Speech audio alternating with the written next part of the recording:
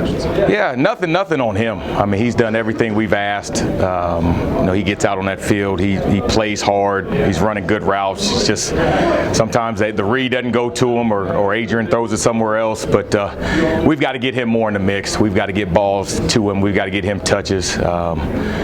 He's a great route runner. He's going to be where he's supposed to be. So we got to find ways to get the ball in his hands. What else do you take to get some, a guy past those three, and maybe Mike, who's been a little bit going? Yeah. I think this game you'll see more than three guys. They have a good secondary, very fast. The corners play off at times. So we've got to get more guys going, and that's on me. I've got to get guys in early, get them in the flow of the game, because we're going to need the depth as we continue the season. So I'll place all the blame on me. I've got to do a better job of getting guys in early, trusting that they're going to do what they're supposed to do, and keep other guys fresh, because if JD and Mike and Cunavive, they're the only three playing, then they're going to get worn down by the end of the year. So we got to get Chase involved. We got to get McQuitty. We got to get Jerron Woodyard in there and add some more depth to the receiving corps. Jerron didn't travel to Colorado. Was that health related? Yeah, it was health. Yeah, he had an injury last week, towards the end of the week, so we felt it was best to rest him and keep him at home and get healthy for this week. Scott mentioned that with those receivers, that you guys can't really scheme them open. They've obviously have to do some things to help Adrian. Yeah. What do you see beyond JD and Wandale that they have to be doing that you've not seen them do? Yeah, play fast.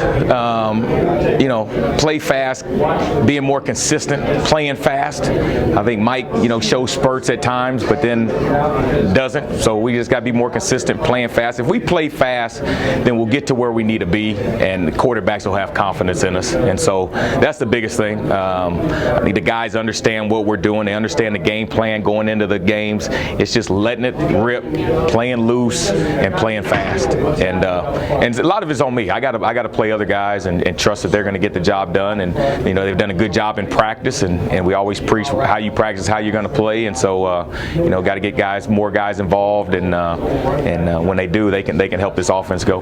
Scott Frost described Northern Illinois' defense like a swarm of bees, fire ants. Yeah. What challenges does an aggressive slanting defense like that pose, but also what opportunities do they create for big plays? Yeah, it's both. It's kind of feast or famine. They're going to make some plays in the backfield.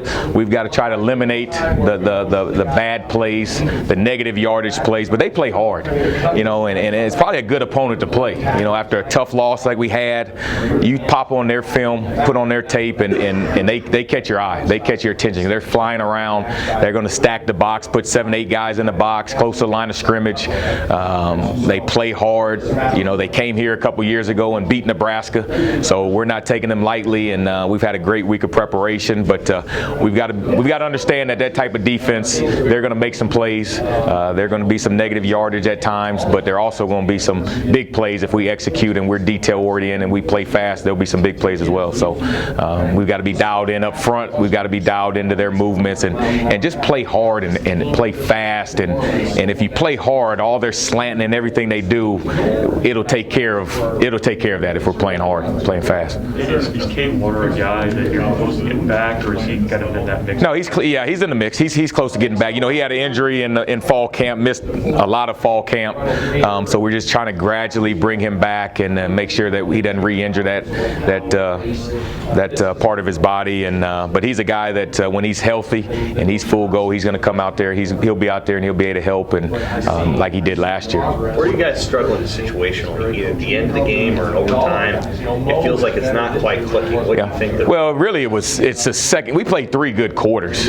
First quarter was good. Second quarter, that third quarter was a bad quarter, and so we've got to find ways to come out of the half, come out at a halftime, and do what we did in the first half.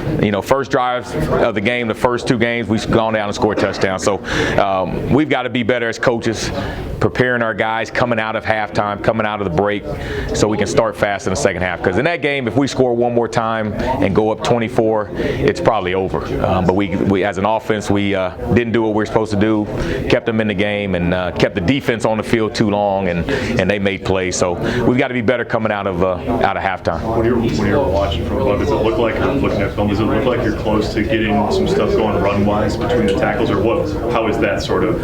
Yeah. we had a couple explosive runs. It's one of those things where we've got to be patient, take the 3-4 yard runs, 3-4 yards, and then wear them down with our tempo, with our speed, and then second half, the big run should come about. So, we were good on the perimeter with our outside runs, but we've got to be better inside runs. These guys do a lot of slanting and twisting, so there'll be some opportunities, right? If they get out of their gap, there'll be some opportunities for some big runs. And, in terms of the run, we've got to get the whole run game going, inside, outside, everything. So, how would you assess your line play in the 2 games right now? Overall, we've just been average. I think you talk to Coach Austin, talk to the offensive line, they would say they've been just average in terms of just moving guys, creating lanes. The first game, we didn't rush the ball very well. So our standards are high, and then we got a great offensive line. They understand that. Coach Austin's a great coach, and those guys understand that they've got to continue to get better. But we have to continue to get better across the board. Receivers have been average, quarterback's been average, running back, we've just been average on offense, and we've got to be better. And we practiced that way this week.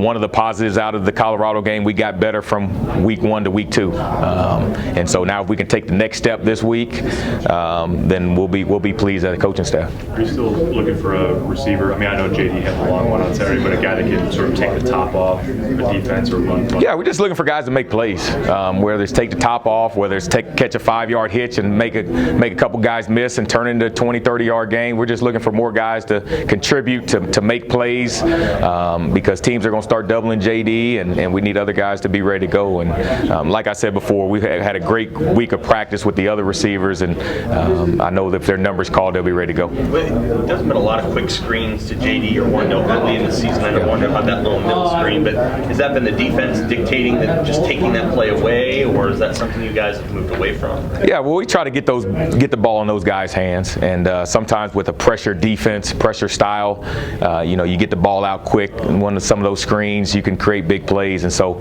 it's always going to be in our game plan. It's always going to be in our playbook. A lot of times this comes down to execution and line getting out there and blocking who they need to block, the receiver making sure he catches it and knifing back to where the hole is going to be. So we'll continue to have that, because that's a great pressure beater, and teams that want to pressure us, we use that as an outlet.